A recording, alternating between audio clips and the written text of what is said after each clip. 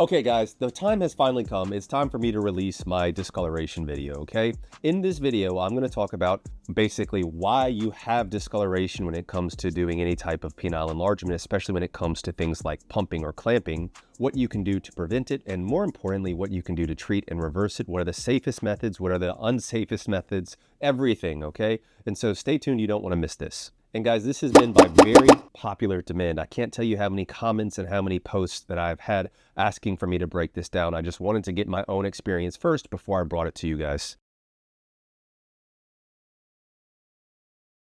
Now, before we go any further, if you don't mind, take a second to like the video, hype the video if you can. And of course, if you are not a subscriber, I'm trying to reach 70K subscribers before the end of February, you could be the person to help me get me there. And I would really appreciate that. Okay, guys, so why does discoloration happen? Well, there's two main principles that are at hand. The first one we're going to talk about is something that's called hemocitarin staining. Hemocitarin staining occurs when you have basically pressure that causes the blood vessels to leak blood into the surrounding tissue. Now, in our case, it's usually from using the pump, or in some cases, it's from the internal pressure created from clamping. What happens is, because of the pressure, it leaks blood into the surrounding tissue. The blood breaks down, and guys, blood is basically known as hemoglobin, okay? Hemoglobin has an iron component to it, and so it actually leaves iron deposits in the skin, deeper in the dermis of the skin, that lead to the staining, aka hemocitarin staining. It basically means iron deposition, okay? And so here's a diagram of the different layers of the skin. You have your epidermis on top, and then below your epidermis, you actually have the dermis. The hemocitarin staining occurs in the deeper layers, and that's a very important point that you need to remember. And so guys, why that's important is because over-the-counter creams are basically not going to do crap for this, okay? It's just that you can't penetrate deep enough. And so guys, I'm going to put some pictures on the screen. Of course, it's YouTube. I can't show you pictures of dudes' meats with discoloration, but all you have to do is look at pretty much anybody's before and afters and you can see discoloration. And I'll try to put some links in the description below for you to check out. But especially here with this foot that you can see, this darker part around the ankle, like that is literally what I see in a lot of these guys that have been doing PE for several years. And then if you look on the part just above the ankle, how it's that lighter skin, I mean, that transition from dark to light is like spot on. Now, the other ways this happens is something that's called post-inflammatory hyperpigmentation. And I got to give a big shout out to my guy, Carl, for really bringing this back into my attention, okay? But what happens is that this is more of an inflammatory response to the pumping pressure or to the clamping pressure that actually triggers the melanocytes, the little cells in the skin that actually create pigment. It actually creates pigment as a response to what it perceives as basically an injury. You can see this on people sometimes, whether from acne or from wearing too tight of clothes in a certain area, certain types of eczema, consistent scratching, you can have this discoloration visible. And here you can see a picture of this person's face and you can see that dark discoloration. And that also looks very similar to some of the pictures of discoloration that you see from penile enlargement. Now, just real quickly, there's also something that's called melasma, okay? This is unrelated, okay? You can, in some ways, look at melasma treatments for certain types of discoloration, but that's something different. It's hormonally related, primarily in women. So just so you all aware, there is something called melasma. It looks like this. It's a uniform patch. Now, guys, you know I have my enlargement course where I break down step by step everything with what to do before you get started, how to get started, what equipment, how it works, how to install it. And of course, I'm adding an entire section on discoloration reversal. Guys, this is a YouTube video. People don't have very long attention spans, so I'm limited on what I can do here, but I am going to put a complete, more detailed analysis in my course. So if you're interested, the link is in the description below. Now, when it comes to reversing this, one of the things we're going to talk about is iodine peels, okay? Now, guys, believe it or not, this is actually one of the oldest forms of basically chemical exfoliation is what they call it.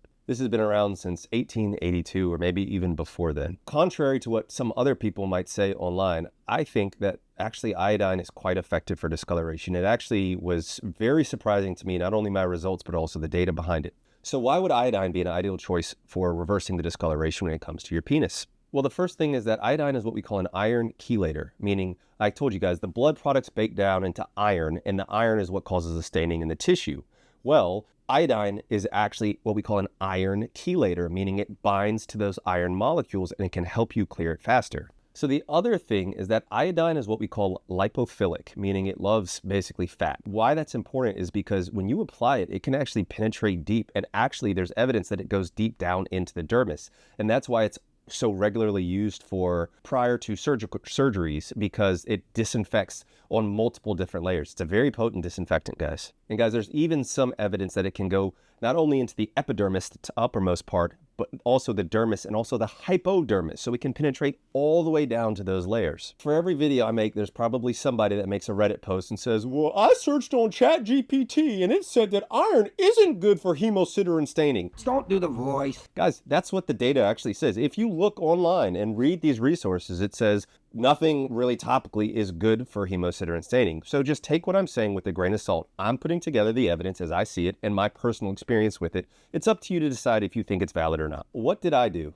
Well, I used my bottle of Lujol's 2% iodine, okay? I don't know how to pronounce that, okay? But what I did is that I used a little dropper and I put it into one of these little roller balls. Guys, I'm gonna leave the links for this stuff in the description. Now, for time's sake, I'm not gonna do a detailed breakdown of what I did, but I basically used the roller ball and I just applied it onto my D all over like that by rolling the ball over the different surface until it was covered. Then I would dry it with basically a fan or my little space heater down here. And then because I was only using 2% and eventually I got more comfortable with it, I would actually apply a second layer immediately over that. I would not touch the glands or the head of the penis. It would just be the shaft all the way down actually to basically where my skin met my pubic area. Shouts out to the guy on Reddit that gave me the tip about using the little roller ball. Guys, it's so easy to just say, hey man, shout out to that guy for that. But yet so many people that, especially some of these PE YouTubers, like don't even take the time to give shout outs, but whatever, that's neither here nor there. I'm just complaining. Now, what was this experience like? Overall, guys, I was actually shocked at how easy it was. I didn't have any burning or irritation for probably the first week. Now, was that because I was only using 2%, which isn't that strong? I don't know, maybe. Or is it just because my skin is desensitized? I don't know, maybe. But the fact is, I didn't really have much burning, itching, irritation. About the second week is when I did notice that after I put it on, because I would put it on basically, then drive to the gym. And once I got in my car and was going there, it would burn for a solid maybe 5 to 10 minutes, a pretty mild, tolerable burn, and then it would subside. I would do this in the morning, so there was no risk of basically exposing my partner or any kind of iodine-related staining still visible on my deep when it comes time to bedtime. I would advise that, but do what you feel fit. Now, I took a full month off because I wanted to say, look, I'm going to dedicate a month to doing this. And so during that time, I really don't fap anymore anyways, guys. I really don't choke my chicken. But also, I wanted to give my D time off to naturally start to reabsorb some of the damage that I had done to it. And it's important that you take time off, guys, because if you continue to do these pumping, if you continue to deposit more hemocitarin, if you continue to activate those melanocytes, you're just going to continue to make the discoloration worse and it's not going to be as effective. So I would strongly recommend you take the time off. Now, what are my results? Well, guys, by the end of my journey with this, I had reversed about 80% of my discoloration. I'm not going to post my meat up, certainly not on YouTube, but here's a picture of this lady's basically chin, and my D looked really, really similar. You could see in the picture on the left, it was very dark, very obvious. Then on the right, you can still see some mild discoloration, but it is much less visible. And especially by the end of this, now if my D was like fully acorn gang and contracted, it did look, I guess the discoloration there is more dense, and so it did look more discolored. But even in anything more than like a chub, I basically corrected all my discoloration. I was extremely happy with my results. Extremely happy. I couldn't believe it, actually. Part of that is being compared to a TCA peel, and that's probably going to be a part 2 video. Now, guys, what are the risks of iodine? Well, there's always topical irritation, the risk of allergic reaction, but also it can get absorbed into your bloodstream through your skin, and it can affect your thyroid and your thyroid production. So talk to your doctor before you do any of this. I'm a clown in a mask. Don't listen to anything I say. Medical disclaimer. Now, once again, guys, for time's sake, I'm going to talk about TCA peels briefly.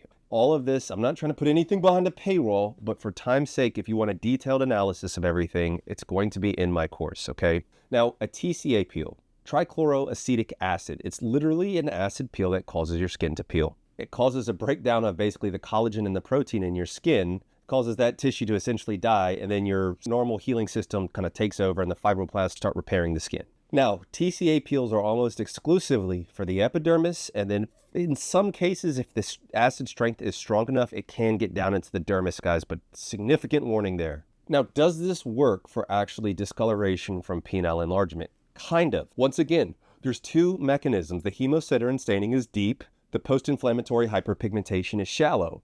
So if most of your discoloration is actually just post-inflammatory hyperpigmentation, or PIH for time's sake moving forward, then yeah, a TCA peel is probably all that you need. You might not even need TCA. You could do a Gessner's peel or a salicylic acid peel. I'll talk about that later if we have time. Otherwise, it'll be in the course. But you have to be very careful, because what I did with this is that I started with the TCA peel because I had had some clients that had good results with it. So I said, what the heck? And what it did is, yeah, it made about a 10% difference in resolving my discoloration, because it was just taking care of that superficial most area. But the deeper stuff in the dermis, it couldn't get to. What I did is I did the chemical peel. Guys, there's a lot of involved steps, okay? If you don't want to get my course, just go online and look at how to apply a TCA chemical peel, okay? You should go to a doctor's office and get it done by a professional. Don't do it yourself. This is not medical advice. But basically what I did the first couple of times, the first time I did a 10%, because you always want to start with the least concentrated acid, because you don't know how you're going to respond to it. Not only that, you don't want to put it on your D first. You want to put it, I tested it on my forearm first, waited a week, make sure everything was cool, and then tried it on my D. The 10% TCA peel didn't really do anything. The 20% is where I started to see some results. Now, I have to warn you, when you put on that acid for it takes about 30 seconds, and then it starts burning like hell, especially depending on the strength of the TCA that you use. I did a 30% and I thought I was going to pass out because it burned so bad. I'm not gonna lie. It's one of those like I couldn't stand still, okay? So I would advise you to use extreme caution before trying this on yourself, guys. Extreme caution. But what you're looking for is something called frosting, where the actual skin starts to have a white coloration from it. But you know, when you have that, basically the acid is doing its job and breaking down the collagen and the protein and the other structures in the skin, and you know that that's what's going to give you the good cell turnover. Now, here's a picture of a milder peel here you can see on this lady's face. You put it on, sometimes the skin gets a little pink, a little irritated, then usually within about 3 or 4 days later, depending on the strength, you can start to see some flaking, some peeling of the skin. You have some more flaking and peeling. Then once that's done, you have this healthy skin underneath. That's a lighter peel. So I did the 20%, maybe helped about, I don't know, 5-10%. Then I did another 20% peel, maybe helped about another 5-10%. Then I did a 30% peel, guys. That's what lit my D on fire. It was one of the most painful experiences in recent memory. And guys, when I tell you I thought that I was ruined for life, I'm not lying to you. It was a peel, but I'm going to put up some pictures of this lady's face. And this is literally what my D looks like. I mean, you can see where she put the peel and it got a normal looking face, and then it turns like bright red, and then it has this gnarly freaking peel of this dark skin. Now guys, side note, when you use a TCA peel, it actually brings a lot of the pigment to the very surface of the skin. It also kills those cells. Those dead cells compact and they leave a darker discoloration. When you do a TCA peel, you have to kind of be careful, because it's deceptive, because your skin turns super duper dark, and then it peels from there and reveals the lighter skin underneath. And so it goes from like super duper dark skin up top to lighter skin underneath, and you think it's more effective than it actually is. And so that's why initially it was like, oh snap, this is working. But then once the peel was completed and I realized it didn't get the hemocitarin stain underneath, then I was disappointed with my results. So guys, what are some tips? Always start with the least amount necessary. Always do a test patch. If you feel like you need to do the higher percentage cream, I would actually suggest you consider something like a topical lidocaine cream or something,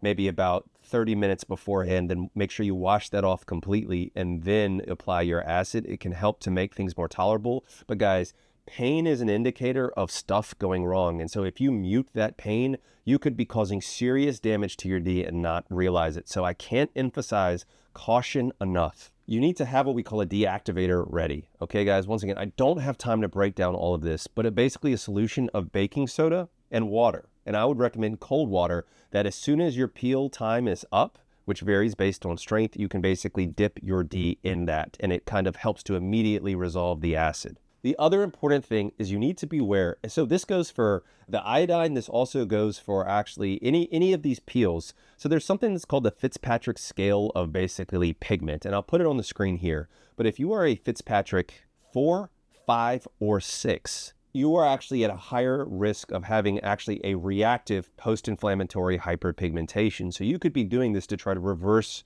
your discoloration and end up with worse discoloration because of melanocyte activation. So be careful. Now guys, with this, with the iodine, I was able to actually still engage pretty regularly in actually intercourse, okay? It wasn't really an issue. I had to be a little careful with handies, if you know what I mean. With a TCA peel, you are gonna wanna take probably a solid, depending on the strength and depending on your peel frequency, how quickly it happens, you're probably gonna wanna take a full like 7, if not 10 days off from this until you fully recover, because guys, I'm telling you, it is pretty intense. So guys, for time's sake for this video, the only other thing I want to touch on is something that's called a Q-switched laser. It's basically a special type of laser that's set to a certain frequency and kind of pulse that penetrates the skin and actually breaks down, especially hemocitarin staining. I would say pound for pound, this is without a doubt the best thing to do. Now, I have heard it's pretty uncomfortable. I've heard it can feel like getting a rubber band. If somebody had a rubber band and kind of popped it on your leg, like it feels like that over and over again. So once again, you might want some numbing cream. I've never tried it, but it is an option, especially if you have access to that. So guys, what are my recommendations, okay? I know I went through this fast. Once again, I'm not trying to hawk my course at you guys, and this will be the last time I say it, but if you want me to basically take you through everything step by step with essentially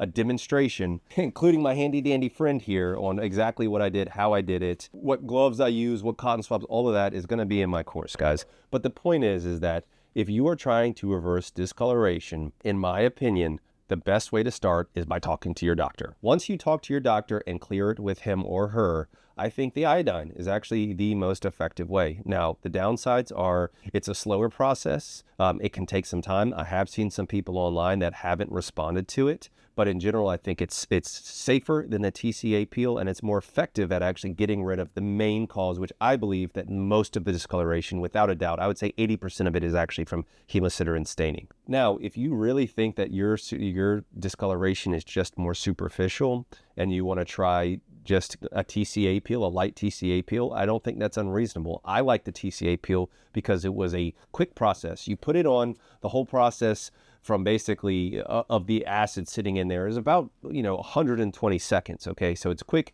it's a peel, and it's over and done with in about 10 to 14 days rather than having to do something for an entire month. Once again, guys, that's my experience.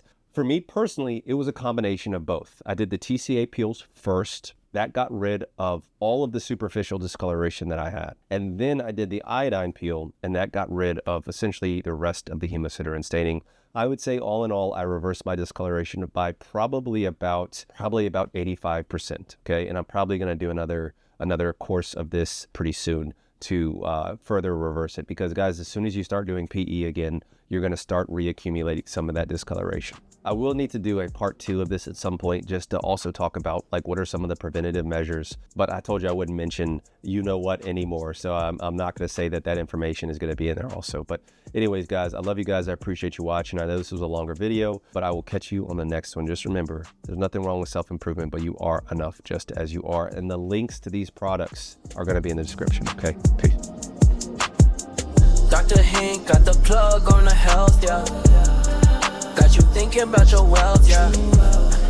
In his office, no stealth, yeah. Pinnacle of that below the belt, yeah. Checks and balance, he's managing. Working miracles, no damage. Got you covered, no panicking. Steady calm. In the clinic, no vanishing. Yeah, with